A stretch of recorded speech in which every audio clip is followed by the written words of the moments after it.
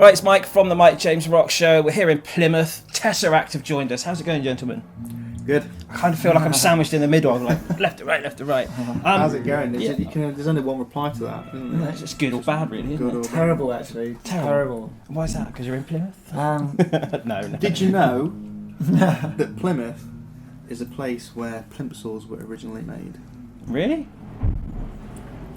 Apparently so. Okay, you've been The Encyclopedia Dan has informed us.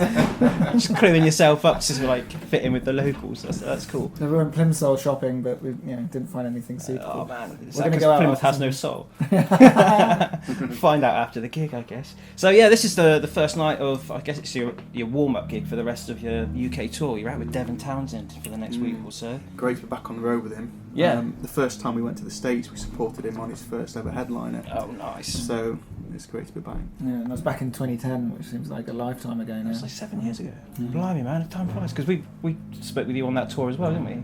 The last Devon tour that you were on at Bristol. Was that the one with Fear Factory? Oh, that was the one with, that was about 4 years ago, I think, wasn't it? Time flies when you're having fun, doesn't it? Is this like the last run in the UK for the tour cycle? Because it's been a couple of years now, isn't it? Really? Oh, yeah. So does that mean you've already started working on new material? We have, yeah. We have probably like 30 seeds of initial ideas, but I'd say we've got 5-ish fullish demos going at the minute. Nice. We're working in a different way this time. Normally it's Ackle that writes everything. Okay. Or either me or whoever's done the vocals before has worked with Ackle. Yeah. But now we're all chipping in like Full collaborative thing. Mel's been writing tons of ideas. Aidan's heavily involved. He's our sound guy. He's basically the sixth member of Tesseract. Yeah. So yeah, it's got so much material. It's just trying to make it all cohesive. Because looking at your itinerary for the next couple of months, it just seems to be festivals after this tour. So does that mean you're going to be in the studio between doing that kind of thing? Yeah, it's quite quiet. We're doing like Arctangent. Yeah, you are. One in Germany and also down like France, but we're not going to do much more because the focus really is getting this record done. Okay. And getting on with the next cycle really. Are you looking at trying to get it done over the summer so you release this year, like before Christmas? Ideally, yeah. That'd be nice. Wouldn't want to prolong it any further if we can help it. No. So we'd like to keep the momentum going. Because the album you're on at the moment, Polaris, it's been out a couple of years, but it has taken you all around the world, hasn't it? No, it's been amazing. We've done sort of loads of headline tours. We did a tour supporting Gojira. Nice. In the States, which was incredible. What else have we done? We went out with Skyab and the Contortionist. Oh, yeah, that must have been cool. An Error as well. Yeah. Where was that? That was in the States. In the States as well. And we brought Contortionists around Europe as well. Okay, because they're back this summer doing a few bits and pieces as well, aren't they? Periphery. Nice. That's a good lineup then. We touched on it just now. You're going to be doing Arctangent. I've seen some of your posts already on social media saying you've wanted to be there before. What made that one stand out for you to go and play compared to other festivals that I'm sure were probably after you for this summer as well? I know, I've watched it grow over the last 5 years or so, and the lineup every time has been amazing. It's really interesting, it's really diverse. It's lots of really experimental, cool stuff, like sort of post-rock stuff, post-hardcore. Some prog rock, prog metal, and it's just always just been a really interesting festival. And for one reason or another, I've never had the opportunity to go. So getting to play it is pretty awesome. That's cool. It's not too far from here either. It's only up in Bristol. So is it the end of August? It's like the third week of August. That's cool. So hopefully by then, I'm guessing you'll be demoing some new tunes live, perhaps. We should have the album. Yeah, we should have it handed in and done by then. Nice. So are you setting yourself a strict timeline to get the album done then? Kind of. Trying to. We've had a few setbacks recently with just things out of our own control that have put things back, but life gets in the way, doesn't it, man? Yeah. It's crazy. Yeah, Amos nearly died in a house fire. Oh, blimey, man! Yeah, that's savage. Yeah, that would put us back a fair bit. Just a little bit. Thanks, Amos, for helping us not miss the deadline and not dying. Yeah, blimey. We've all been busy. So, are you all based UK now? Because I remember a while ago you kind of participated all around the world. Amos is still in Shanghai at the moment. Right, okay. Although I think he may be returning. I don't know. I'm not quite sure. How does that work for recording an album then? Is it all just done via the internet? It's hard. I guess those are the ideas are just done on the internet. So somebody just basically sticks something down, pings it across, somebody else adds something to it, and you can do that being anywhere in the world. We've interviewed bands at UK Tech Fest, strangely enough, a couple of years ago. It was only like a second or third gig, and they had one guy from New Zealand and one guy from like Scandinavia or something. They're called Slice the Cake. Slice the Cake. Yeah, yeah. And they would literally just. There's a guy from Devon, I think, as was well. it? So I think that was a local, that's cool. English guy to him. Yeah. But yeah, I'm guessing that's just the future for all stars of bands. Like, if you've got the Dropbox and things like that, you can just mash it together and then get in and jam it out, kind of thing. And then once latency, like in Skype, goes, then you could all, just rehearse at home as a band. There is actually a process now where you can do lifetime mixing across the internet, which we've done a couple of times. I've done it with Paul from Chimp Spanner on some stuff I'm working on. We're like mixing, he's doing it on the screen, I'm watching what he's doing and saying try this, try that.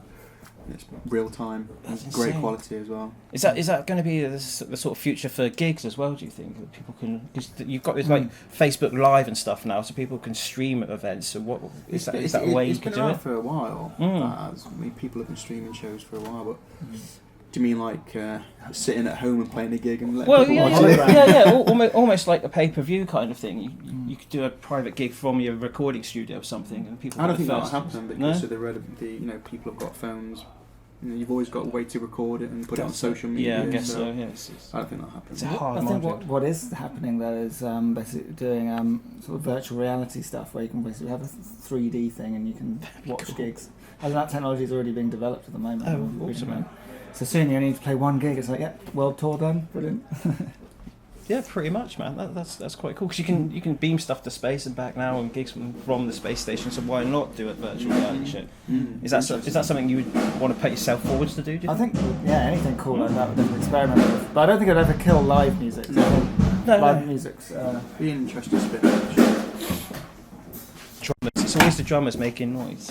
Because you guys did an interesting gig a while back as well, didn't you? Was it the Ice Dome for Jägermeister? I don't think we've spoken on camera since you've done that. So how are you picked for doing that kind of thing? We're actually endorsed by Jägermeister. That helps. They were looking for someone to go out and do an interesting show, and they thought that we were interesting guys that do interesting music. So. Because they do it like they did it with Bullet last year, didn't they? They did the skydive and they've done it with the Defiled on an ice cap and things like that. It's hard to get like an actual iceberg floating. Yeah. It's crazy. There's so much I could talk to you guys about. Like, obviously I follow you guys around the world, and you have played on this tour cycle pretty much every continent. Which one really stands out for you? Are you seeing any sort of different trends in different territories around the world that you think could benefit the UK scene at the moment? I don't know. I kind of find that wherever you go in the world, obviously every country's different, cultures are different, people appear, look different. But generally, when you're at a rock show, it's almost like you could be anywhere. Everyone's kind of the same. It's usually a very positive vibe, really nice, friendly people that are really into music. And I don't know. I find it difficult to actually, pinpoint. Any kind of trends or anything like that. It's just rock music and everyone's rocking out kind of thing. I did notice that the Dutch tend to stand still and be quite serious.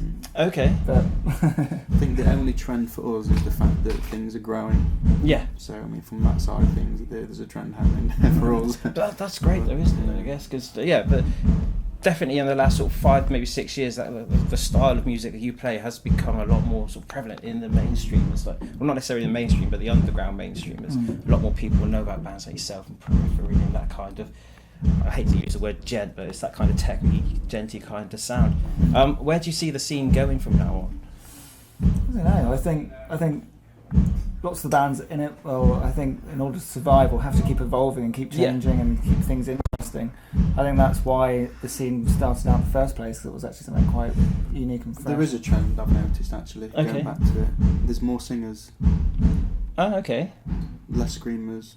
More bands that are putting actual vocalists. Do you think that gives it a little more commerciability than having singers? Because there was a phase for ages where everyone would just scream and growl, and then people were saying rock's dead because you can't understand what the lyrics are and things like that.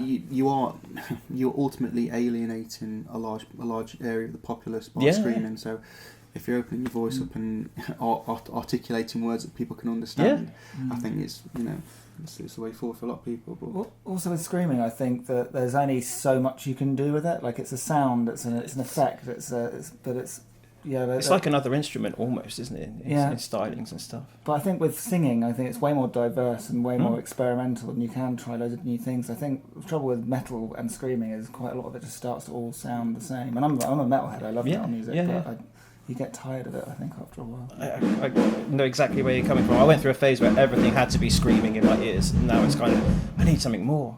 You need the differences and nuances and cadences on words to be able to puncture it through, kind of thing.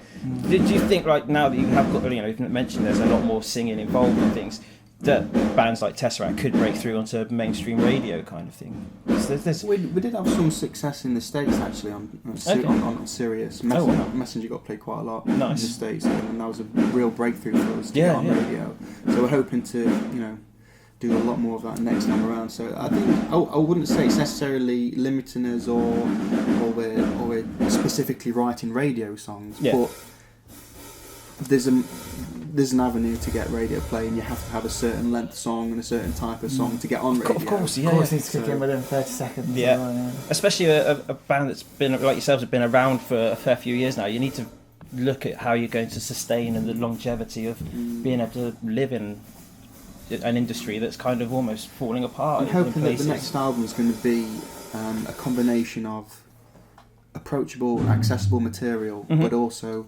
conceptual, longer songs that form part of a bigger picture. Okay. So maybe bringing back the idea of could be a new Concealing Fate on the next album. Okay. That's what I'm going to say. Enough to chew over now, kind of thing. Yeah, cool, man. That's cool. Like I said, I could talk to you guys for hours and hours, but it sounds like people are sound checking and you've got to do your thing. So we'll wrap it up here because we've been chatting for a while anyway. That's cool. As always, it was always a pleasure to chat with you guys. Thanks very much. Nice.